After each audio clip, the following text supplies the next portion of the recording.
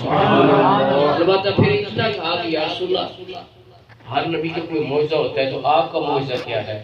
حضور نے فرمایا کہ وہ شام کے اندر جو تم اتنی نشانیوں سے گزرے تھے وہ نشانیاں کافی نہیں، وہ یہ تھا کہ آپ تجارتی سفر میں تشریف لے گئے تو ایک راہب کے ہاں رات قیام کرنے لگے، تو اس راہب نے جو کسی سے ملتا ہی نہیں تھا آپ کو اپنے کمرے خاص میں طلب پوچھا تمہارا نام کیا؟ نام پوچھا، خلقیت پوچھی، رہائش پوچھی، سکونت پوچھی، شہر پوچھا، تو ان کا یہ ایک رات رہنا ہے تو آپ اس پہ اتنے سوال کر رہے ہیں، اگر رکھنا ہے تو رکھو، نہیں رکھنا جواب دو، میں آگے کہیں اور چلا جاؤں، تو اتنا انٹرویو کر رہے ہو میرا؟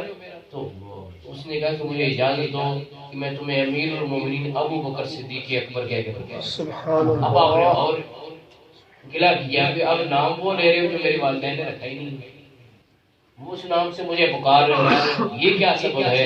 انہوں نے کہا کہ یہ ہماری کتابوں میں لکھا ہوا ہے، یہ جو تمہارے ہاتھ پہ تل ہے یہ بھی لکھا ہوا ہے۔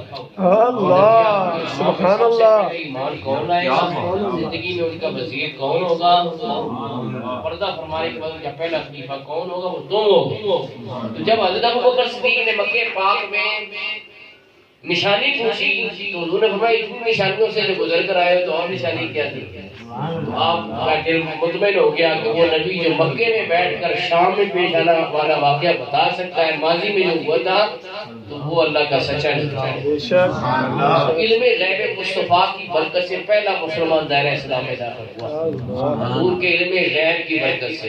تو آج بھی علم غیب بیان کریں، حضور کی شانیں بیان کریں تاکہ دائرہ اسلام وسیع ہو، نہ کہ کمی پیش آئے کہ یہ جو اس قسم کے لوگ نکل آئے جو کہتے ہیں کہ حضور کو تو استغفر اللہ دیوار کے پیچھے کی خبر، یہ دائرہ اسلام بڑھانا چاہتے ہیں کہ گھٹانا چاہتے ہیں؟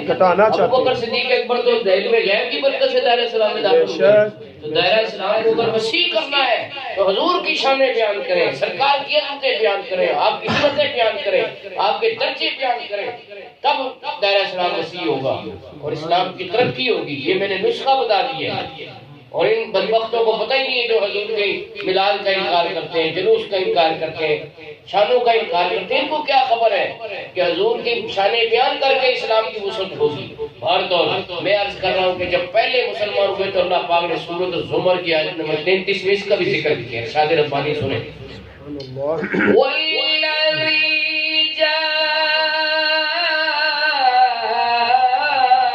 بالصدق وصدق به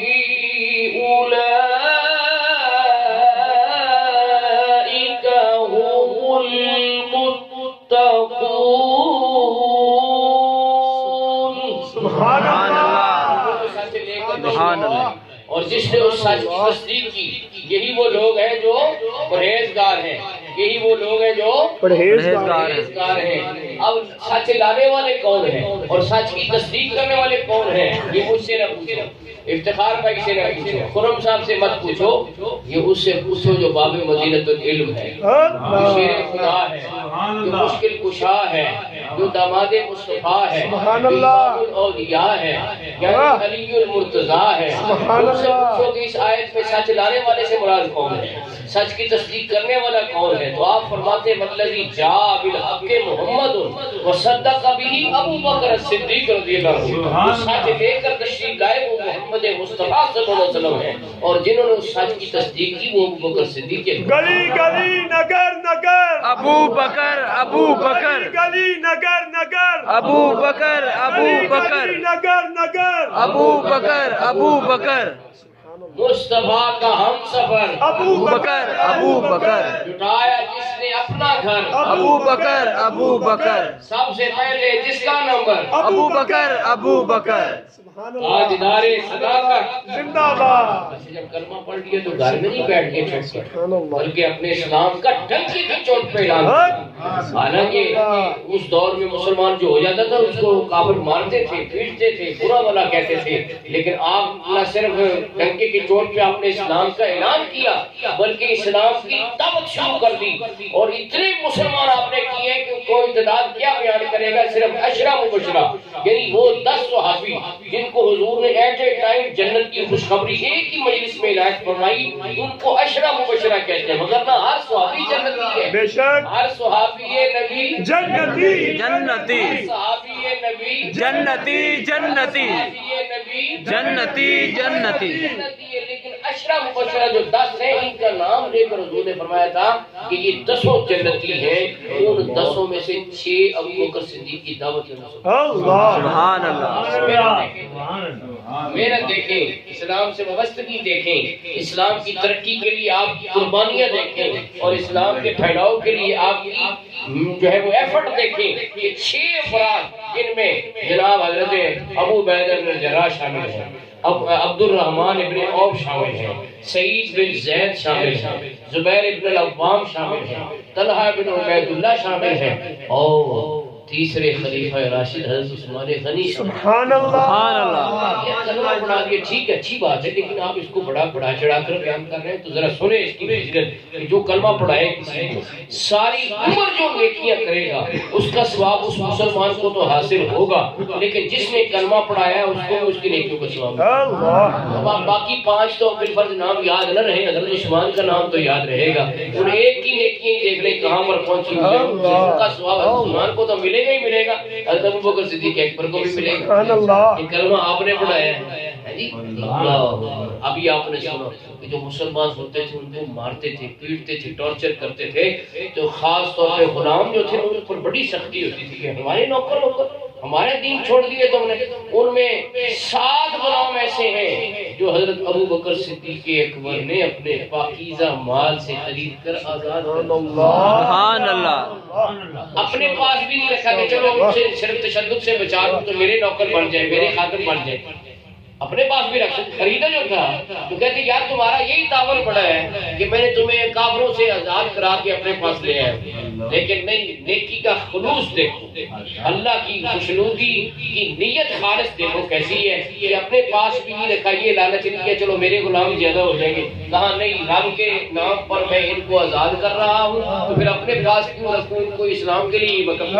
سبحان اللہ ان میں سے 7 کا اگر نمبر یاد نہ رہے تو 1 نمبر تو یاد رہے گا، جو مؤذن رسول ہے، جو عاشق رسول ہے، جو مؤذنوں کا سردار ہے، جو سید المؤذنین ہے، جس کا نام حضرت بلال ہے، جن کا مالک امیہ بن خلف اتنا مارتا تھا کہ مارتے مارتے تھک جاتا تو لوگوں کو بلاتا کہ یہ میرے نوکر کو مارو، اس کو جت کیسے ہوئی ہے کہ میرا مذہب چھوڑ کے کوئی اور مذہب کیوں اس نے قبول کیا ہے۔ پھر وہ بھی تھک جاتے تو عباس بچوں کے ہاتھ میں رسی گلے میں ڈال کر دے دیتا کہ گھسیٹتے پھر وہ مکے کی تپتی ریت پہ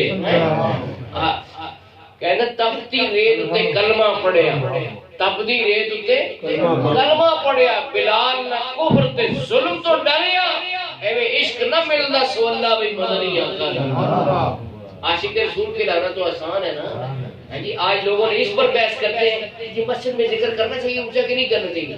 بلال کو دیکھو، ان کی جرت دیکھو، تپتی ریت کے اوپر انہوں نے ذکر کیا، ذکر کا مزہ تو پھر وہاں آیا نا کہ تپتی ریت کے اوپر کلمہ پڑھا ہے، انہوں نے رب کا ذکر کیا ہے، اللہ اکبر۔ تو حضور کی آنکھوں میں آنسو تھے، بلال کو دیکھا اتنی مار پڑ رہی ہے تو آپ نے بلایا ابو بکر بلال پر ظلم ہو رہا ہے، آپ نے دوسری بات نہیں کی کہ جی آزاد کروں کہ نہ کروں، حکم کا تیزی سے گئے۔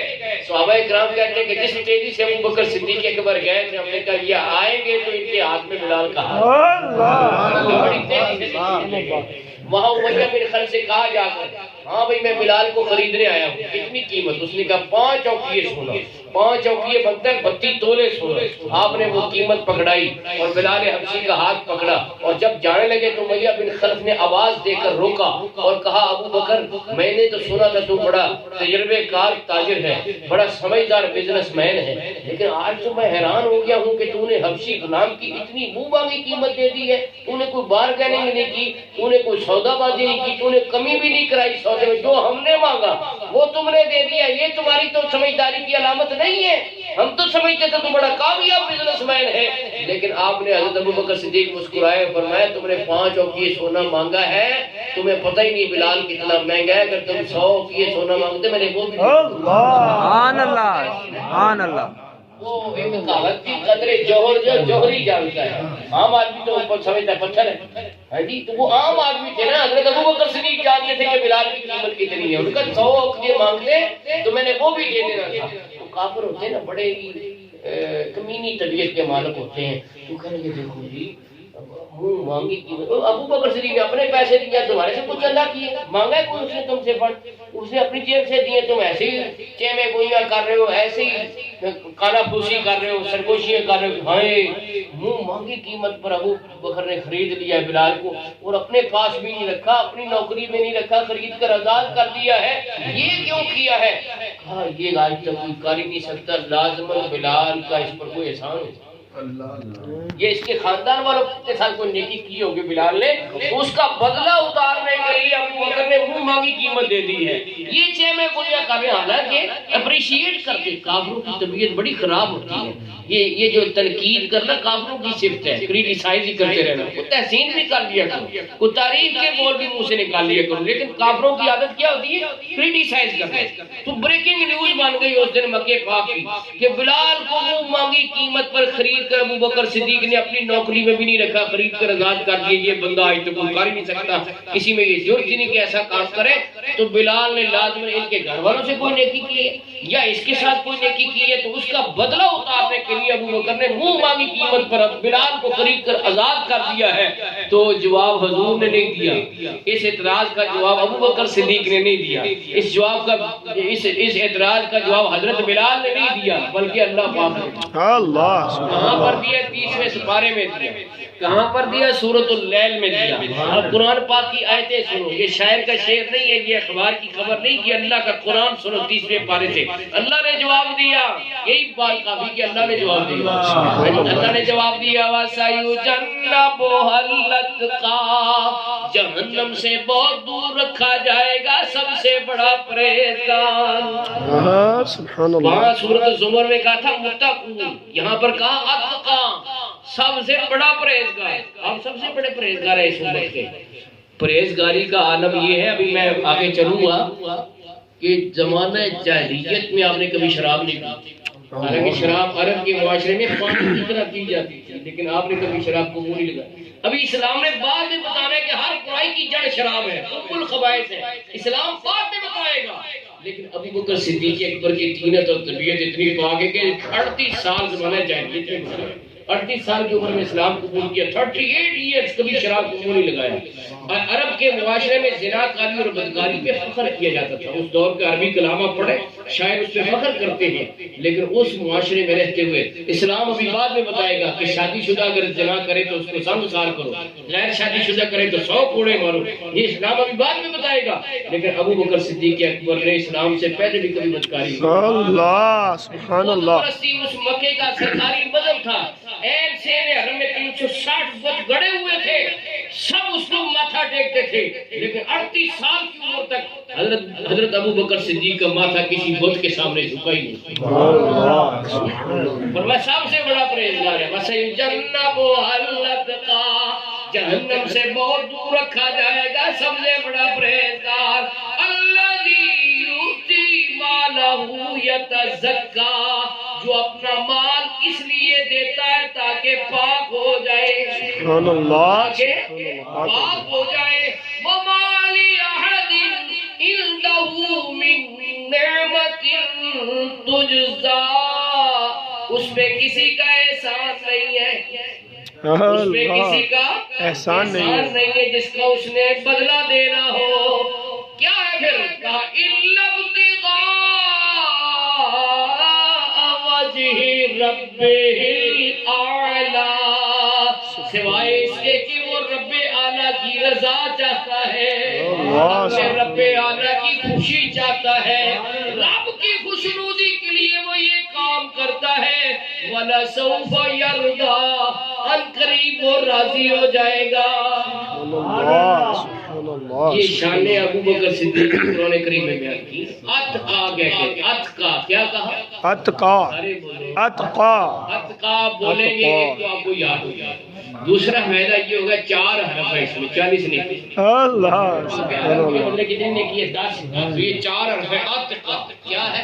اتقا، اتقا کا مطلب ہے سب سے بڑا پرہیزگار۔ آج تو ہمارے علمی زوال ہو گئے نا، لوگ قرآن پاک پڑھتے نہیں ہیں، غور کرتے نہیں ہیں، تفسیر پڑھتے نہیں ہیں، علمی محفل میں آتے نہیں ہیں۔ ہاں جی، محفل کرائی بھی تو نعتیں پڑھی تو بس اسلام پڑھا چلے گئے۔ اصل بات یہ ہے ایسی باتیں پیدا کرو، ایسی محفلیں کیا کرو جس میں نعت خوانی بھی ہو۔ سبحان اللہ، ہم خود نعت پڑھتے ہیں، لیکن کہنے کا مقصد ہے کہ کوئی علم کی بات ہونی چاہیے، کوئی دین کی بات ہونی چاہیے، کوئی قرآن کی بات ہونی چاہیے، کوئی حدیث کی بات ہونی چاہیے، کوئی علم میں اضافہ ہونا چاہیے، کیونکہ حدیث میں حکم ہے علم طلب کرو پنگوڑے سے لے کے قبر تک۔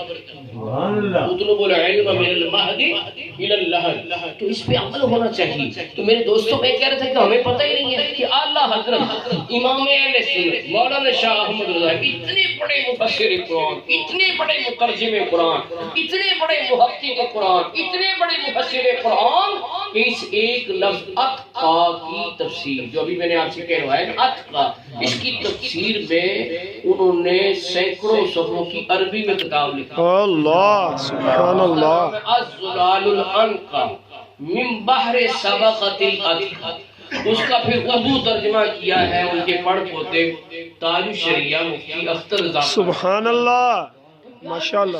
کو خبر ہوئی کہ اتقا ایک لفظ کی تفسیر میں سنیوں کا امام نے کتاب لکھ دی ہے، ان کو کتاب لے کے آؤ۔ کتاب کے اوپر انہوں نے ایک بندے کی ڈیوٹی لگائی، اس پر ریسرچ کرو کیا کیا انہوں نے دلیلیں دی ہیں، اور ریسرچ کرنے والے کو پی ایچ ڈی کی ڈگری، ڈگری لینے والے کا نام ہے ڈاکٹر محمد اشفاق، وہ کھاڑیا کے رہنے والے ہیں، ان کا وہ مقالہ بھی چھپ گیا ہے۔ تو یہ اعلیٰ حضرت علم کا وہ سمندر ہے جس کی گہرائی ابھی تک ناپی نہیں جاتی۔ عشق محبت، عشق محبت، عشق محبت، عشق محبت، فیض رضا، فیض رضا، فیض رضا، مسلک حق اہل سنت۔ تو اللہ کبھی موقع دے یہ کتاب آپ پڑھیں، اس کا درس دیں، میرے پاس موجود ہے یہ کتاب۔ دوسری کتاب پڑھیں، سبحان کیا کمال، مطلع القمرین فی بانت سبقت العمر ہیں، حضرت سیدنا ابو بکر صدیق عمر فاروق کی فضیلت پر یہ کتاب ہے۔ مطلع القمرین جس نے پڑھی ہے وہ اشعر ایسے ایسے دلائل کا سمندر ہے اس کے اندر۔ اللہ، تو عرض میں یہ کر رہا ہوں میرے دوستوں، حضرت بلال کے ساتھ نیکی کی، انہیں خرید کر آزاد کیا، تو گویا اللہ پاک دے رہا ہے کہ یہ کسی کا بدلہ دینے کے لیے نہیں ہے، بلکہ یہ کاہے کے لیے ہے، یہ رب کی رضا کے لیے ہے۔ پھر کافر جو ہے بڑے چہمے گوئیاں کرتے تھے کہ ابو بکر صدیق ہر موقع پہ حضور کا دفاع کرتا ہے، یہ آپ کا پہرے دار بنا ہوا ہے۔ حضور خطبہ دے رہے تھے تو حملہ کرنے لگے، حضرت ابو بکر صدیق کو اطلاع ہوئی تو آپ پہنچے، کسی کو ٹھوکر ماری، کسی کو دھکا دیا، کسی کو مکہ مارا، تو کافر کہنے لگے کہ یہ ہر وقت پر کاوڑ ہے، آج اس کو سنو، اتنا مارا، اتنا مارا، بے ہوش ہو کے زمین پہ تشریف لے آیا۔ ام المومنین سیدہ عائشہ صدیقہ فرماتی گھر اٹھا کر لایا گیا تو بال پکڑتے تو جو پکڑتے وہ ہاتھ میں آ جاتے، اتنے بال نوچے، داڑھی نوچی ہے جی، اتنے بڑے مجاہد تھے ابو بکر صدیق کے، حضور کا دفاع کرتے ہوئے بے ہوش ہو گئے۔ قبیلے والے کہنے لگے کہ آج اتنی مار کھائی ہے نا، تو جب اس کو ہوش آئے گا تو کہے گا آج میں اسلام چھوڑ دیتا ہوں۔ کئی کافر بھی تھے نا قبیلے والے رشتہ دار، وہ رشتہ داری کے تحت آ گئے تو سارا دن بے ہوش رہے۔ جب رات کو ہوش آئی نا تو انہوں نے یہ نہیں کہا کہ مجھے کس کس نے مارا، میری مرہم پٹی کرائی ہے کہ نہیں کرائی، زخم کہاں لگے ہیں، دوائی کوئی منگائی ہے کہ نہیں منگائی، طبیب کوئی بلایا کہ نہیں بلایا، یہ سوال نہیں کیا، بلکہ پہلا سوال یہ کیا بتاؤ حضور کا کیا حال ہے۔ اللہ، وہ جو رشتہ دار آئے گا تھے نا اس امید پر کہ آج تو یہ اسلام چھوڑ دے گا کہ مار ایسی پڑی ہے، تو اس مار سے ڈسکریج ہو کر، حوصلہ شکنی ہو کر یہ چھوڑ دے گا اسلام، وہ سارے ناراض ہو گئے کہ جس کی وجہ سے آج اتنی مار پڑی، ابھی بھی اس کا نام لیتا ہے، ہم نے اس کے ساتھ رہتے۔ وہ چلے گئے، والدہ آئی دودھ لے کر کہ بیٹا پی لو، تمہیں چوٹیں بڑی لگی ہیں، تو آپ کہتے ہیں کہ نہیں، قسم اٹھا لی کہ اس وقت تک نہ میں نے کچھ کھانا ہے نہ کچھ میں نے پینا ہے جب تک مجھے حضور کا دیدار نہ ہو۔ اللہ، حضور کا دیدار تمہیں کیسے کرائے، تم تو چل بھی نہیں سکتے، اتنے زخمی ہو۔ کہا نہیں میں نے تو دیدار کرنا، چاہے جیسے بھی لے جاؤ۔ تو دو بندے سہارا دے کر لے گئے دار ارقم میں جہاں حضور تشریف، حضرت ارقم کا گھر تھا نا، اس کو دار ارقم کہتے تھے۔ تو وہاں پر یہ دار ارقم سکول والوں تفیسوں کے لیے سکول بنایا ہوا ہے نا، دار ارقم اصل میں حضرت ارقم بن ابی ارقم کا گھر تھا، جس کے نام پر آج بھی وہاں گیٹ ہے مکہ شریف، جہاں پہ وہ گھر تھا نا وہاں پہ گیٹ ہے. تو وہ کہتے ہیں یہ جگہ تھی جہاں حضور درس دیا کرتے تھے، اس گھر میں خفیہ تبلیغ ہوتی تھی. تو وہ اس گھر میں تشریف فرما تھے. تو حضرت ابوبکر صدیق کو لائے گئے تو حضور بھی دیکھ کر آپ دیدہ ہو گئے کہ میرے عاشق صادق کی کیا حالت لوگوں نے بنا دی ہے. ہاں جی، تو اس ماحول میں بھی جب دیکھا نا حضور کا والضحیٰ والا چہرہ تو کہا کل مصیبت بعدک جلل، یا رسول اللہ آپ بخیریت ہے تو ہر سبحان اللہ. گلی گلی نگر نگر، گلی گلی نگر نگر، مصطفیٰ کا ہم سفر، مصطفیٰ کا ہم سفر، مصطفیٰ کا ہم سفر، خلیفہ بلا فصل، خلیفہ بلا فصل، ابو بکر جس نے لٹایا اپنا گھر، ابو بکر، ابو بکر، گلی گلی نگر نگر، ابو بکر، ابو بکر، سب سے پہلے جس کا نمبر ابو بکر، ابو بکر. پہلا نمبر ہی ہر کام میں آ رہا ہے. اللہ دیکھو حضور نے فرمایا کل قیامت کا دن ہوگا تو جنت کے دروازے سے نمازیوں کو بلایا جائے گا. نمازی باب الصلاۃ سے داخل ہوگا. جو روزے دار ہے ان کو باب الریان سے بلایا جائے گا، روزے داروں اس دروازے سے داخل ہوگا. جو مجاہدین ہیں ان کو باب الجہاد سے بلایا جائے گا، وہ باب الجہاد سے داخل ہو جائیں گے.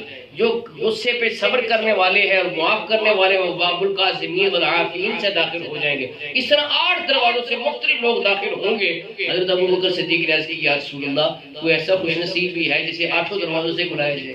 اللہ تو داخل ہے جنت میں، لیکن 8 دروازوں سے کوئی خوش نصیب ایسا ہے جس کو بلایا جائے. حضور نے فرمایا ہاں ابوبکر صدیق تمہیں جنت کے 8 دروازوں سے بلایا. اللہ سبحان اللہ. ایک تشریح بڑی ایمان ہے سنیں بھئی، جن کو نماز کے دروازے سے بلایا جائے گا، جن کو روزے کے دروازے سے بلایا جائے گا. مثال کے طور پر جس کو روزے کے دروازے سے بلایا جائے گا، کیا وہ نماز نہیں پڑھتا تھا؟ نماز پڑھتا تھا. جس کو نماز کے دروازے پہ بلایا گیا کیا وہ روزے نہیں رکھتا تھا؟ رکھتا تھا. کیونکہ رمضان کے روزے فرض ہیں. اچھا جہاد فرض ہو گیا، اگر جو نمازی اور روزے دار تھے انہوں نے جہاد نہیں کیا تو ان کو وہ کون لوگ ہیں جن کو جہاد کے دروازے سے بلایا جائے گا؟ اس کا جواب علماء نے یہ دیا ہے کہ ٹھیک ہے سب نمازی ہیں لیکن سب روزے دار ہیں، لیکن جن کو باب الصلاۃ سے بلایا جائے گا ان کو نماز سے خاص ہی پیار لگاؤ ہے یا اتنا اچھی طریقے سے پڑھا ہے کہ ان کو نماز کے دروازے سے بلایا گیا ہے. جن کو روزے کے دروازے سے بلایا گیا انہوں نے نمازیں چھوڑی نہیں ہے. نمازیں قضا کریں تو اس کی تو عبادت ہی قبول نہیں ہے. انہوں نے نمازیں پڑھی ہیں لیکن روزے سے ان کو خاص پیار ہے. ان کے روزوں انہوں نے اتنی محبت سے اور اتنی عقیدت سے رکھا ہے کہ اللہ کو پیار آ گیا فرمایا ان کو روزے داروں کو دروازے سے بلایا جائے. اور جہاد جنہوں نے کیا ہے ہاں جی انہوں نے نمازیں بھی پڑھی ہیں، انہوں نے روزے بھی رکھے ہیں، لیکن ان کو اسپیشلی جہاد کے دروازے سے اس لیے بلایا جائے گا کہ انہوں نے بڑی محنت سے جہاد کیا ہے. جہاد میں بڑی قربانیاں دی ہیں، انہوں نے بڑا مقابلہ کیا ہے، بڑی محنت کی ہے، بڑی جدوجہد کی ہے. اس وجہ سے ان کو باب الجہاد سے بلایا جائے گا. لیکن یہاں ابوبکر صدیق کی اولیت کا پہلو نکلتا ہے کہ ابوبکر صدیق تو نے ہر نیکی اس طرح کی ہے کہ ہر دروازے سے اللہ سبحان اللہ. نماز پڑھنے کا حق ہے، روزہ ایسے رکھے جیسے روزہ رکھنے کا حق ہے، جہاد ایسے کیے جیسے جہاد کرنے کا حق ہے. اس کے ہر دروازے سے بلایا جائے گا کہ ہاں وہ اور تھے جنہوں نے کوئی ایک عبادت کو بڑے خصوصی طریقے سے کیا، لیکن ابوبکر صدیق نے ہر عبادت کو خاص طریقے سے کیا، اس کے ہر دروازے سے بلایا جائے گا. حضور نے فرمایا 360 ایمان کی خصلتیں جس میں ایک ہوگی وہ جنت میں جائے گا. کتنی خصلتیں؟ ایک. 360 جس میں ایک ہوگی وہ جنت میں جائے گا. عرض کی یا رسول اللہ کوئی ایسا بھی مجھ نصیب ہے جس میں 360 خصلتیں ہوں؟ فرمایا ہاں ہے ابوبکر وہ تم ہو جس میں 360 ایمان. مدینے کے آسمان پہ ستارے چمک رہے تھے. حضرت عائشہ صدیقہ رضی اللہ تعالی عنہا نے دیکھ کے عرض کی یا رسول اللہ کوئی ایسا کوئی نصیب ہے آپ کی امت میں جس کی نیکیاں آسمان کے ستاروں کے برابر ہوں؟ اب اس کا سوال کا جواب سننے سے پہلے ذرا غور کریں کہ اس کا جواب دینے کے لیے سب سے پہلے تو ستاروں کے جلال کا پتہ ہونا ضروری ہے. پھر پوری امت قیامت تک کی امت کا پورا سوال ہے نا، تو قیامت تک امت ہر امت کے حوال اور اس کی نیکیوں کا خبر ہونا ضروری ہے. پھر نیکیاں دو قسم کی ہیں، کچھ ظاہری ہے کچھ باطنی ہے کچھ قلبی ہے. تو اس کا جواب دینے کے لیے ظاہری نیکیوں کا پتہ ہونا بھی ضروری ہے، باطنی نیکیوں قلبی نیکیوں کا پتہ ہونا بھی ضروری ہے. تو معلوم ہوا مومنوں کی ماں کا عقیدہ یہ ہے کہ حضور اکرم صلی اللہ علیہ وسلم قیامت تک کی امتیوں کو جانتے ہیں، ستاروں کی تعداد کو بھی جانتے ہیں، امت کی نیکیاں باطنی ظاہری سب جانتے ہیں. اس لیے ان سے سوال پوچھا. اگر یہ عقیدہ نہ ہوتا تو سوال نہ پوچھتے، لیکن ان کا یہ عقیدہ تھا کہ تیری عطا سے خدایا حضور جانتے ہیں جو ہو چکا ہے ہوگا، حضور جانتے ہیں. عقیدہ تھا اس لیے سوال کیا. تو حضور نے فرمایا ہاں وہ عمر ہے جس کی نیکیاں آسمان کے ستاروں سے اللہ عرض کی یا رسول اللہ میرے والد ابو بکر کی نیکیاں کہاں گئیں؟ فرمایا عمر کی ساری نیکیاں ایک طرف، ابو بکر کی ایک نیکی۔ سبحان اللہ واہ ترمذی کے اندر یہ حدیث ہے، اس میں نیکی کا نام نہیں لیا گیا، لیکن سب جانتے ہیں وہ نیکی کون سی نیکی ہے۔ وہ ہجرت میں حضور کی جو خدمت کی ہے نا، وہ نیکی سب نیکیوں پر بازی لے گی۔ اس لیے حضرت عمر بارگاہ صدیقی میں عرض کیا کرتے تھے ابو بکر تم میری ساری نیکیاں دے دو لیکن مجھے ہجرت والی ایک رات مجھے دے۔ تو حضرت ابو بکر صدیق مسکرا کے فرماتے کہ میری زندگی کا حاصل یہ نیکی ہے تو میں کیسے دے دوں؟ اللہ یہ تو میرا فخر ہے، اللہ یہ تو میرا اعزاز ہے۔ ہاں جی اللہ اکبر، ذرا چشم تصور سے دیکھو، حضور کے دروازے کے اوپر ہر قبیلے کا ایک نوجوان کھڑا ہے تلوار لے کے کہ آج جب نکلیں گے صبح تہجد کے وقت سیر حرم میں جانے کے لیے تو ہم سارے قبیلے مل کر شہید کر دیں گے حضور کو۔ زہر میں بجھی تلواریں لے کے کھڑے ہیں اور بنو ہاشم کس کس سے بدلہ لیں گے؟ ہر قبیلے کا ایک بندہ آج شریک ہے، 40 بندے پہرا دے رہے تھے۔ تو حضور صلی اللہ علیہ وسلم نکلے، سورۃ یاسین پڑھتے ہیں اور اپنے بستر پر لٹایا حضرت علی کو۔ کس کو لٹایا؟ حضرت علی کو۔ اور چلے حضرت ابو بکر صدیق کے گھر کو۔ تو کہنے والا کہتا ہے کہ آپ سسر تھے نا حضرت ابو بکر صدیق اور دماد تھے حضرت علی۔ دماد پر ہوتی ہے شفقت، سسر کا ہوتا ہے ادب۔ تو آپ نے کیا کیا کہ دماد پر شفقت کرتے ہوئے سے بستر دے دیا اور سسر کو اپنا مصلی دے دیا، اللہ مصلی سسر کو دے دیا۔ اللہ اکبر۔ تو حضرت ابو بکر صدیق کے گھر کی طرف جا رہے ہیں، جیسے ہی دستک دی حضرت ابو بکر صدیق بیدار ہے، فوراً کہا لبیک یا رسول اللہ۔ حضور نے فرمایا ابو بکر آپ کیا سو نہیں رہے؟ کہا جب سے آپ نے مجھے فرمایا ہے کہ ہجرت کا کسی دن ہم نے سفر شروع کرنا ہے تب سے میں رات کو سویا ہی نہیں۔ اللہ ادھر سے دستک ہوئی سے نکل پڑے تو چل پڑے غار ثور کی طرف۔ ادھر کافروں نے کہا صبح ہوئی، آج حضور تہجد کے وقت نکلتے تھے، آج تو سورج نکلنے والا ہو گیا ہے، آپ باہر تشریف نہیں لائے۔ تو دروازہ کھٹکایا، حضرت علی شیر خدا نے کھولا۔ حضرت علی شیر خدا نے دروازہ کھولا۔ محمد کہاں ہے؟ مجھے اپنے بستر پر لٹا کے چلے گئے۔ کب گئے؟ ہم تو دروازے پر پہرے دے رہے تھے۔ کہا یہ تو تمہارا قصور ہے، تمہیں نظر نہیں آئے، وہ تو جا چکے ہیں۔ تو حضرت علی کا بھی بڑا کمال ہے کہ وہ اس بستر پر سوئے ہیں جس کے بعد پہرا دے رہے ہیں کافر۔ تو حضرت علی سے کہا گیا جی آپ کو نیند کیسی آئی؟ بڑا خوف کا ماحول تھا کہ 40 بندے تلواریں لے کے باہر کھڑے ہیں۔ کہا اس دن جیسی نیند مجھے کبھی آئی نہیں۔ اللہ فرمایا تھا کہ علی صبح ہوگی تو یہ فلاں فلاں فلاں کافر کی امانتیں یہ ان کے سپرد کر کے تم بھی مدینے آ جانا۔ تو مجھے یقین ہو گیا کہ ویسے تو موت کا کوئی پتہ نہیں کسی وقت آ سکتی لیکن اب نہیں آئے گی۔ تو انہوں نے میری ڈیوٹی لگا دی ہے کہ امانتیں واپس کر کے پھر آنا۔ تو میں بڑی چین سے سویا، وہ جب کافروں نے کھٹکھٹایا نا تو پھر دروازہ کھولا۔ انہوں نے کہا وہ کہاں؟ وہ تو جا چکے ہیں، تم دیکھ ہی نہیں سکے ان کو۔ ان کے درمیان سے آپ وجعلنا من بین ایدیہم سدا ومن خلفہم سدا فاغشیناہم فہم لا یبصرون۔ یہ آیت پڑھتے ہوئے نکل گئے۔ تو اب بھی کبھی ایسا کوئی ماحول ہو تو پڑھ لینی چاہیے، کسی کو نظر ہی نہیں آتی۔ یہ آیت جو ہے سورۃ یاسین ہے۔ تو آپ گئے ابو بکر صدیق کے گھر، تو وہ ساتھ میں قاری صاحب، تو یہ کافر تھا نا وہ بھی حضرت علی سے پوچھ کے پھر کہاں گئے؟ حضرت ابو بکر کے گھر۔ اللہ کافروں کو بھی پتا ہے کہ دوسرا گھر کون سا ہے۔ ان کو کھٹملوں کو پتا نہیں لگا، لیکن کافروں کو پتا ہے کہ سیکنڈ نمبر پر کون ہے۔ پہلے نمبر پر حضور ہے تو ان کا سیکنڈ کون ہے؟ یہ کافروں کو پتا ہے۔ تو حضرت ابو بکر صدیق کے گھر گئے، ان کو کہا ہاں بھائی ابو بکر کہاں؟ ان کا وہ تو رات کو ہی کہیں چلے گئے، ہمیں کیا پتا کہاں گئے۔ ان کا بتاؤ، بڑی انہوں نے بد کلامی کی لیکن ان کا یہ تو پتہ ہی نہیں، جا چکے ہیں۔ اچھا انہوں نے اعلان کر دیا 100 سرخ اونٹ دیں گے جو ان کی خبر لے کے آئے گا۔ تو لوگ تلاش کر رہے ہیں، حضور غار ثور میں تشریف فرمائے، 3 دن 3 راتیں یا حضور تھے یا ابو بکر صدیق تھے، تیسرا بندہ وہاں کوئی نہیں تھا۔ اللہ پاک قرآن کریم میں فرماتا ہے اذا اخرجہ الذین کفروا ثانی اثنین اذ ہما فی الغار، جب وہ دو میں سے دوسرا، جب اس کا ساتھی اس سے کہتا تھا لا تحزن ان اللہ معنا، غم نہ کرو اللہ ہمارے ساتھ ہے، اللہ ہمارے ساتھ ہے۔ اذ یقول لصاحبہ لا تحزن ان اللہ معنا، اپنے صحابی سے کہا، اپنے ساتھی سے کہا۔ تو اب اس پہ ذرا غور کرو، ہر صحابی کی صحابیت حدیث سے ثابت ہے لیکن حضرت ابو بکر کی صحابیت قرآن سے ثابت ہے۔ سبحان اللہ۔ جو انکار کرے گا صحابیت ابو بکر صدیق کا، وہ قرآن پاک کی آیت کا انکار کرے گا۔ قرآن پاک کی آیت ایک کا انکار کرے دائرہ اسلام سے خارج ہوگا۔ بے شک تو حضرت ابوبکر صدیق کی صحابیت قرآن پاک سے ثابت ہے.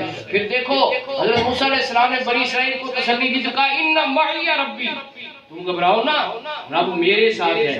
ان کا رب میرے ساتھ ہے، کیونکہ نبی کو جو اللہ کی معیت حاصل ہوتی ہے اس میں کوئی اور شریک نہیں ہوتا. ویسے تو ان اللہ مع الصابرین بھی ہے، ان اللہ مع المتقین بھی ہے، اللہ متقین کے بھی ساتھ ہے، صابرین کے بھی ساتھ ہے، لیکن وہ معیت نہیں حاصل جو نبی کو اللہ کے ساتھ معیت حاصل ہے. اس معیت میں حضور نے یہ فرما کے ابوبکر کو شریک کیا کہ غم نہ کرو، اللہ ہمارے ساتھ، اللہ ہمارے ساتھ ہے. یہاں پہ کنز ایمان شریف کی ذرا برکت دیکھو کہ ساروں نے ترجمہ کیا کہ کافروں نے جب حضور کو نکال دیا، اعلیٰ حضرت نے کیا ترجمہ کیا کہ اخرج الذین کفروا ثانی اثنین، اعلیٰ حضرت نے ترجمہ کیا جب کافروں کی شرارت کی وجہ سے انہیں باہر تشریف لے جانا ہوا. ہائے ہائے ہائے سبحان اللہ. شرارت کی وجہ سے انہیں باہر تشریف لے جانا ہوا. کتنا پیارا ترجمہ ہے، کتنا ادب والا ترجمہ ہے، کتنی محبت والا ترجمہ ہے. یہ کنز ایمان ترجمہ قرآن کا لکھا کنز ایمان کر دیا. اے مفسر قرآن امام احمد رضا خان زندہ باد، زندہ باد. اللہ اکبر. تو پھر ہارے سوال میں بولا پاؤں کے نشان کھوجی، ڈھونڈتے ڈھونڈتے ڈھونڈتے ڈھونڈتے آ گئے تو دیکھا کبوتری نے انڈے دیے ہوئے اور مکڑی نے جالا تنا ہوا. کہنے لگے اگر یہاں کوئی داخل ہوتا تو جالا پھٹ جاتا اور یہ گھونسلہ گر جاتا، تو اس میں تو کوئی داخل نہیں ہوا. تو وہ چلے گئے. ہاں جی. تو اس کبوتری کو انعام یہ ملا کہ اس کی نسل میں اتنی برکت ہوئی. آج جتنے کبوتر مکے میں ہیں اور جتنے مدینے میں ہیں وہ سارے اس کبوتری کے اولاد. اللہ سبحان اللہ سبحان اللہ. سارے سراغ بند کیے تھے انہوں نے اپنی چادر سے، ایک سراغ باقی تھا اس میں رکھی تھی ایڑی، اور حضور کی ان کی گود میں سر رکھ کے آرام فرما رہے تھے.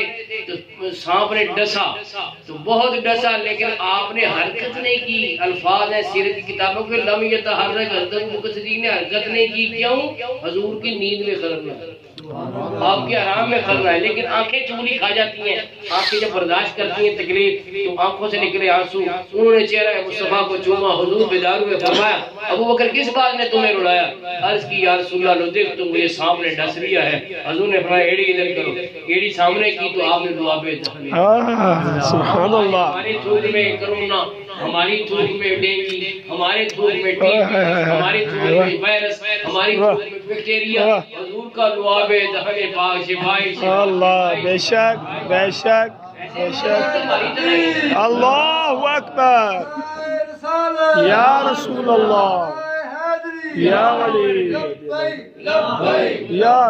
یا رسول اللہ لبیک لبیک لبیک یا رسول اللہ لبیک لبیک لبیک یا رسول اللہ لبیک لبیک یا رسول اللہ صلی اللہ علیہ وسلم. دعا پہ دہن کی برکت سے اسی وقت سانپ کاٹے کا اثر دور ہو گیا. اور آپ کے بیٹے اس واقعے کے بعد پیدا ہوئے محمد بن ابوبکر. ان کی نسل میں سے جو بھی بچہ پیدا ہوا ہے اس کی ایڑی میں تیل کی صورت میں اس ایثار و قربانی کے واقعے کی یادگار ہوتا ہے. اور اس دور میں ابوبکر صدیق کی نسل میں سے بیٹے ہوئے تھے پاکستان کے عظیم اہل سنت کے عالم دین قائد اہل سنت علامہ شاہ احمد نورانی صدیقی. حضرت ابوبکر صدیق کی اولاد میں سے تھے. ان کے پاؤں کی ایڑی میں بھی نشان موجود تھا. حضرت ابوبکر صدیق پہلے محافظ ختم نبوت میں ہیں. ختم نبوت کا سب سے پہلے تحفظ آپ نے کی ہے. مسلمہ کذاب کو مارنے کے لیے فوجیں آپ نے بھیجی اور ان کے خون کا فیض تھا کہ جب یہ مرزا قادیانی کو کافر قرار دینے کا مرحلہ آیا تو وہ بھی ابوبکر صدیق کا بیٹا شاہ احمد نورانی صدیقی تھا.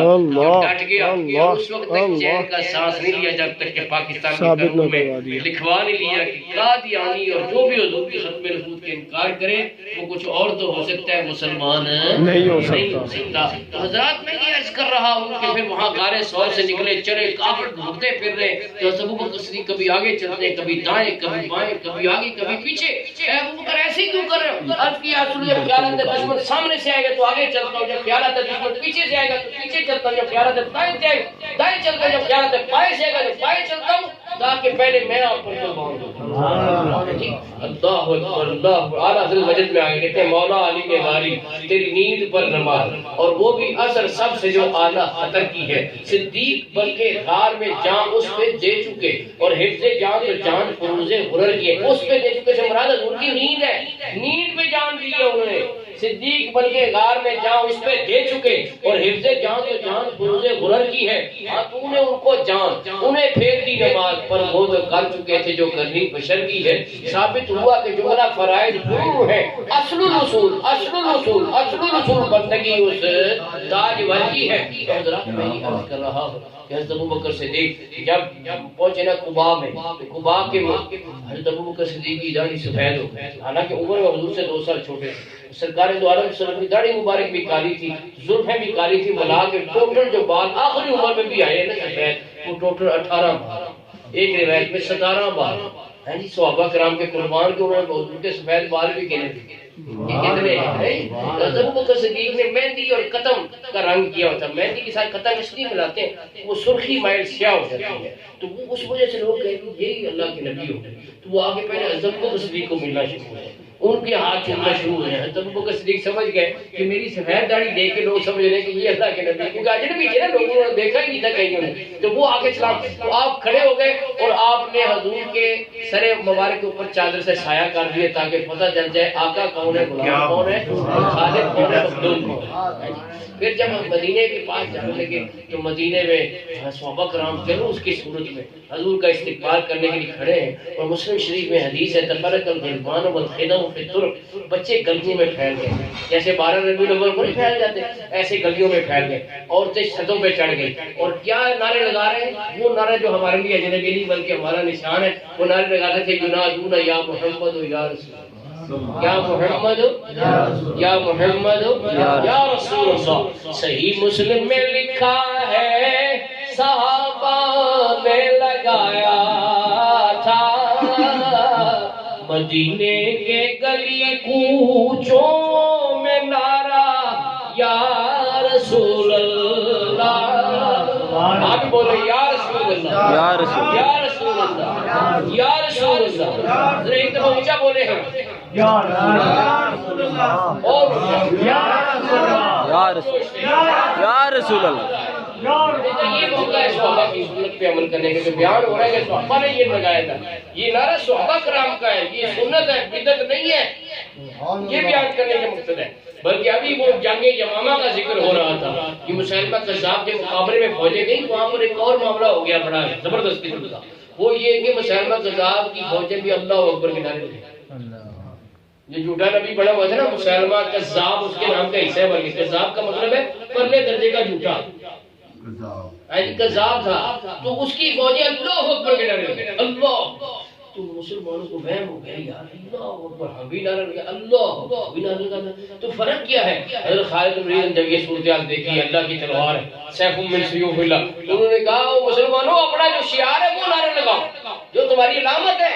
وہ نعرہ کیا تھا؟ یا محمد و یا رسول اللہ، یا رسول اللہ کے نعرے صحابہ کرام لگا رہے تھے، وہ اللہ اکبر کہہ رہے تھے، تو مجھے کہنے دو آج بھی اہل حق اللہ اکبر سارے ہی کہتے ہیں، جو حق والے ہیں وہ یا رسول اللہ کہتے ہیں، آج بھی نشانی ہے اہل حق کی نشانی، آج جو اس دور میں بھی قائم ہو گئی تھی کہ اللہ اکبر کے نعرے مسلمہ کذاب کے ماننے والے بھی لگاتے تھے، تو ہم بھی اللہ اکبر کا نعرہ لگاتے ہیں، لیکن ساتھ فرق والا نعرہ بھی لگاتے ہیں، یا جی بولو یا رسول اللہ۔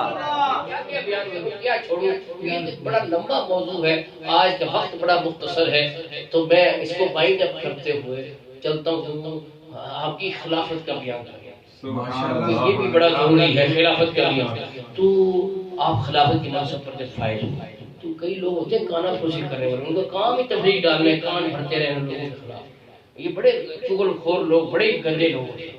تو حضرت علی کو ایک بندہ یا حضرت آپ تو حضور کے چچا صاحب بھائی ہیں، آپ تو حضور کے داماد ہیں، آپ تو ولیوں کے امام ہیں، آپ کو خلیفہ ہونا چاہیے، یا ابو بکر صدیق کو خلیفہ بنا دیں، یہ حق تو آپ کا تھا، کوئی اور ہوتا نا تو وہ بھول جاتا، کیونکہ یہ طریقہ بڑا شیطان کا چلتا ہے کہ کسی بندے کو پمپ کر دینا تو موٹا ہو کے کہنا ہاں یار واقعی غلطی ٹھیک ہے، یہ حق تو میرا ہی ہے، لوگوں نے کھولے ہیں، لیکن وہ تھے باب مدینہ العلم، وہ لوگوں کی باتوں میں آنے والے نہیں تھے، انہوں نے اس کو ڈانٹا اٹھا۔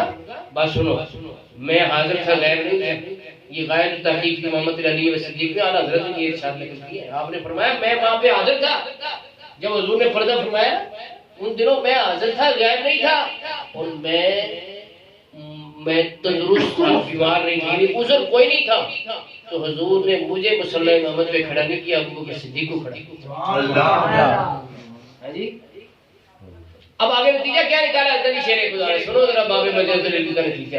آپ نے فرمایا کہ نماز دین کا ستون ہے، نماز دین کا ستون، جب اس کا امام حضور نے ابو بکر صدیق کو بنا دیا تو دنیاوی امور میں ان کو اپنا امام نہ بنائے، ہے جی اس کا منہ ہی بند کر دیا۔ آج جو کہتے ہیں علی دا پہلا نمبر، ان کے منہ میں حضرت علی شیر خدا بند کر گئے، ان کو پتہ ہی نہیں، بدبختوں کو، ملنگوں کو، فلنگوں کو، ہے جی ان کو کیا پتا کہ حضرت علی شیر خدا فرمایا کہ وہ تو چرچ کے صوبے سے ان کو نجات ملے تو ان کو پتہ چلے۔ ایک انہوں نے ٹریڈ مارک کے طور پہ نعرہ بنایا ہوا علی دا پہلا نمبر، دما دم مست چکلا، ان کو پتہ ہی کوئی نہیں۔ حضرت علی شیر خدا فرمایا کہ حضرت علی شیر خدا فرمایا، بتاؤ کیا فرمایا؟ حدیث تواتر کے ساتھ ان سے یہ ارشاد منشور ہے، فرمایا جو مجھے ابو بکر و عمر سے افضل کہے گا میں علی اسے 100 کوڑے ماروں گا۔ کتنے کوڑے؟ 100۔ سارے بولو 100۔ علی جو اتنے ناراض ہیں، یہ جو کہتے ہیں علی کا پہلا نمبر، علی کا چوتھا نمبر ہے، ابو بکر کا پہلا نمبر، کس کا نمبر ہے؟ یہ اہل سنت کا اس پر اجماع ہے، جو خلافت کی ترتیب ہے وہی فضیلت کی ترتیب ہے۔ اس پر میں نے کتاب لکھی ہے، شان صدیق اکبر بزبان فاتح خیبر، پاکستان سے کتنے ایڈیشن چھپے، بمبئی سے بھی 2 ایڈیشن چھپے، بمبئی سے بھی، انہوں نے پاکستان سے بھی زیادہ خوبصورت کر کے چھپے، مجھے بھی ایک نسخہ بھیجا ہوا ہے جی۔ اللہ اکبر۔ تو میں یہ عرض کر رہا ہوں کہ اس میں میں نے کئی کتابوں کے حوالے سے لکھے کہ حضرت علی شیر خدا سے سخت ناراض ہیں کہ میرے جو بزرگ ہیں ابو بکر صدیق ان کی فضیلت کا انکار کیوں کرتے ہو، ہے جی۔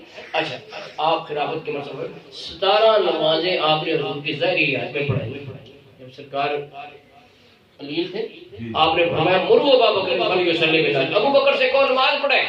تو عائشہ صدیقہ نے کہا کہ میرے والد تو بہت نرم دل ہے، وہ تو رو پڑیں گے، آپ کا مسلح خالی دیکھیں گے تو وہ تو جرت نہیں کریں گے آپ مسئلے کو۔ فرمایا نہیں اور کون، اسی سے کہو کہ نماز پڑھے۔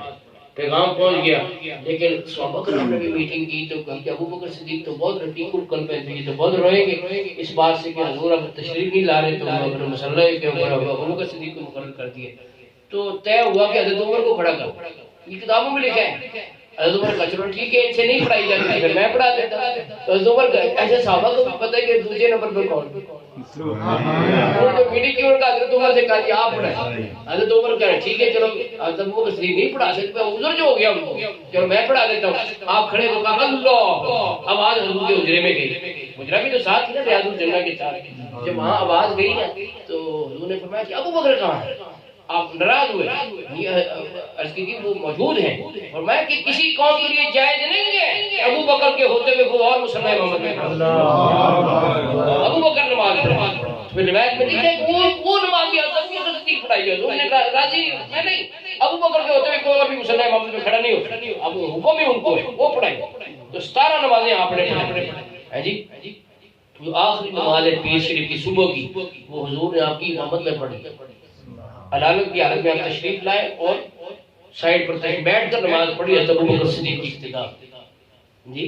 اللہ جنہوں آپ حضور امام آخری، اور کون سی امام صدیق بنے جن کو حضور نے امام مقرر کیا، اللہ۔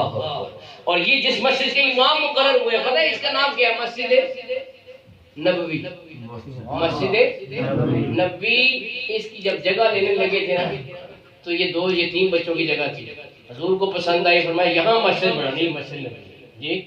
تو انہوں نے کہا کہ ہم تحفتاً دیتے ہیں جگہ، یہ 3 بچوں نے سہل اور سہیل نے کہا ہم کیا دیتے ہیں، قسمت والے انہوں نے کہا یار تحفتاً ہماری جگہ مسجد میں آ جائے، سبحان اللہ۔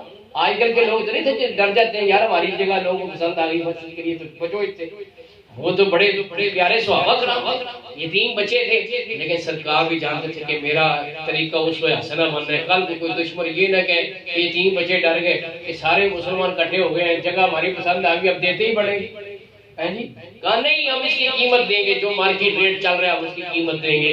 تو طے ہو گئی قیمت 5000 درہم۔ حضور نے یہ نہیں پوچھا ابو بکر پیسے ہیں کہ نہیں، میں ابو بکر پیسے لوں مسجد کے پلاٹ جی تو اسی لیے حدیث پاک میں لکھا ہے کہ حضور حضرت ابو بکر صدیق کا مال ایسے خرچ کرتے تھے جیسے اپنا مال ہوتا ہے. جب حضرت بلال کو خرید کر آئے نا تو حضور نے اپنی جیب سے درہم دیے کہ لو میری طرف سے بھی شامل کر لو تاکہ میں بھی اس نیکی میں شریک ہو جاؤں, میرے پیسے بھی شامل ہو جائے. حضرت ابو بکر صدیق پتہ کیا تھا, انہوں نے کہا کہ یا رسول اللہ آپ کے میرے پیسے کیا الگ الگ ہیں, میرے پیسے بھی تو آپ کے ہی پیسے ہیں تو آپ شامل ہی ہیں اس میں, انہوں نے پیسے نہیں لیا حضرت ابو بکر صدیق نے. تو یہ مسجد نبی کی زمین خریدی, آج یہاں یہ بلا کی مسجد ہے, مسجد شیر ربانی ہے, اور مسجد انوار مدینہ ہے, فلاں فلاں فلاں فلاں مسجدیں ہیں جی. ان میں جو 1 روپیہ دے جب تک نماز پڑھی جائے اس کو ثواب ملے, تو جس نے مسجد نبی خریدی اس کا کتنا ثواب ہے. یہاں پر نماز پڑھے جماعت کے ساتھ تو کتنی نماز کا ثواب ہے, 27 نمازوں کا ثواب ہے ایک بندے کو. تو وہاں پر ایک نماز پڑھے تو پھر ویسے ہی پڑھے تو بچارے جماعت اگر صحیح امام کی مل جائے تو پھر 27 سال وہ بھی مل جائے تو کتنی جماعتیں بڑھ جاتی ہیں, کتنی نمازیں بڑھ جاتی ہیں. اور پھر یہ ہر بندے کو وہ 50-50 ہزار مل رہا ہے ثواب, اور حضرت ابو بکر صدیق کو اکٹھا ہو کے مل رہا. پھر دیکھو ان کا نیکیوں کا میٹر کیسا چل رہا ہے, قیامت تک چلتا ہی جانا. ثوابیں جاتی ہیں اس کو کہتے ہیں. اس مسجد کے امام بنایا, اور پھر دیکھیں صحابہ کرام نے نا جلدی مسجد میں آنے کے لیے, جن کے گھر مسجد کے ساتھ میں انہوں نے چھوٹے دروازے بنائے ہوئے تھے, دروازے کھولا مسجد میں جلدی آ رہی ہے. تو سرکار دو عالم سے پردہ فرمانے سے پہلے ایک حکم فرمایا کہ سارے دروازے بند کر دو تاکہ مسجد کا ایک ہی دروازہ ہو سوائے ابو بکر صدیق کے دروازے. یہ بھی آپ کی خلافت کی نشانی تھی کہ امام نے آنا ہوتا ہے تو اس کو دروازہ مسجد میں ہی چاہیے. فرمایا سوائے ابو بکر کے دروازے کے سارے دروازے بند کر دو, تو آج اللہ آپ کو لے جائے, مجھے بھی دوبارہ لے جائے تو آپ باب ابو بکر صدیق کے باب السلام کے ساتھ وہاں پہ لکھا ہوا دیکھیں گے حاضر ہی خوخۃ ابو بکر صدیق. یہ ابو بکر صدیق کا دروازہ یہاں ہے. وہ ترکیوں نے لکھ کے لگایا موٹے حرفوں میں, چلی یعنی کہ چھوٹا سا کوئی تعویذ نما لکھا ہو, بڑا سا پوری دیوار کے اوپر لکھا ہوا ہذہ خوخۃ ابو بکر صدیق. یہ ابو بکر صدیق کا گھر تھا, یہاں پر یہ دروازہ ادھر تھا تو وہ نماز پڑھانے ادھر سے تشریف لاتے. سبحان اللہ. تو میرے دوستوں میں کیا کیا بیان کروں. ریاست مدینہ انہوں نے جب قائم کی تو اس میں پتہ پہلے خطبے میں کیا کہا, جو تم میں سے طاقتور ہے نا میرے نزدیک کمزور ہے. میرے نزدیک کیا ہے, کمزور ہے. بڑا طاقتور بنا پھرتا ہے چودھری, بڑا نمبردار, میں لوگوں کے پلاٹ قبضے کروں, میں لوگوں کی زمینیں قبضے کروں, میری بڑی پاور, میں تو اپنی طاقت سے مان نہ کریں. میں میرے نزدیک بڑا ماڑا ہے, جدو تک جڑا حق تو مارے نا واپس نہ لینا. اور میں جو کمزور ہے تمہارے اندر, جو کمزور ہے ماڑا ہے دبلا ہے, وہ خود کو کمزور مت تم سمجھے, وہ میرے نزدیک طاقتور ہے. جب تک کہ اس کا حق مارا گیا میں اسے واپس نہ دلا. مولانا سردار خان وجل میں آگے کہتے ہیں ضعیفی میں قوت ہے, ضعیفوں کو قوی کر دے, سہارا لے ضعیفوں اقویاء سے دے کے اکبر کا سہارا لے, ضعیفوں اقویاء سے دے کے اکبر کا بیاں ہو کس زبان سے, مرتبہ سے دے کے اکبر کا, کہ یار غار محبوب خدا سے دے کے اکبر کا. میرے دوستوں بزرگوں میں کیا کیا باتیں بیان کریں. ابھی ان کے وصال کے حالات, پھر تدفین کے معاملات وہ سارے رہتے ہیں, لیکن 10 بجے ان کا یہ اینڈ کرنا ہے محفل کا, جو 10:15 ہو گئے. تو آج اتنا ہی کافی ہے, پھر 11 زندہ شوق باقی, پھر باقی باتیں پھر کبھی بیان ہوں گی. وآخر دعوانا الحمدللہ رب العالمین. مصطفیٰ جان رحمت پہ لاکھوں سلام, شمع بز میں ہدایت پہ لاکھوں سلام, شمع بز میں ہدایت پہ لاکھوں سلام. بڑھ گئی جس پہ محشر میں بخشا گیا, دیکھا جس سمت ابر کرم دکھ جیدر ہو گیا زندگی پا گیا جس طرف اٹھ گئی دم میں دم آ گیا گاہے عنایت پہ لاکھوں سلام مصطفیٰ جانے رحمت پہ لاکھوں سلام شمع بز میں ہدایت پہ لاکھوں سلام مصطفیٰ کی رضا ہے خدا کی رضا خدا کی رضا مصطفیٰ کی رضا مصطفیٰ کی رضا ہے احمد رضا مجھ سے خدمت کے قدسی کہے ہاں رضا مصطفیٰ جانے رحمت پہ لاکھوں سلام شمع بز میں ہدایت پہ لاکھوں سلام الہی